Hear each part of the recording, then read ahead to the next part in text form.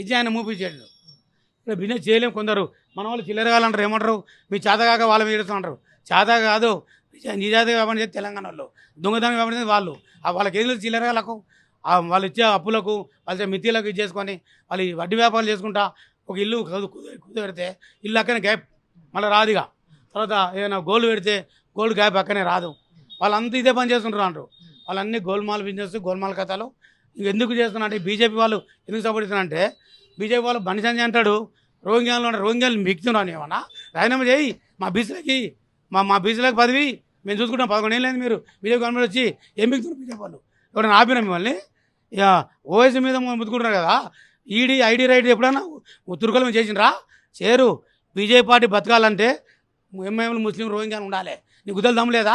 లేకపోతే రాజీనామా చేయిపోయి నువ్వు. ఎందుకు నువ్వు మాట్లాడుతున్నావు అట్లా? నువ్వు ఒక హోమ్ మినిస్టర్ మళ్ళీ నువ్వు పీకుతున్నావా? నీ ఇంటి మీద దాడి అయితేనే దిగులేదు లేదు. కేసీఆర్ మీద కేసు చేయి, చేత కాదు మీకు. ఎందుకంటే మాడోళ్ళు ఇచ్చే డబ్బుతోటి చేసి నేను చెప్తున్నా, పాలమూరులో శ్రీనివాస్ 2014లో ఎమ్మెల్యే పోటీ చేసేటప్పుడు ఒక మాడోళ్ళతోడు నేను 3 కోట్ల రూపాయలు నేను ఇప్పించిన. ఎవరికి? మాజీ మంత్రి శ్రీనివాస్ గౌడ్కు. ఒక రాత్రికి ఇచ్చేసిన 3 కోట్లు. వాడు ఎన్నికలేసిన 3 కోట్లు.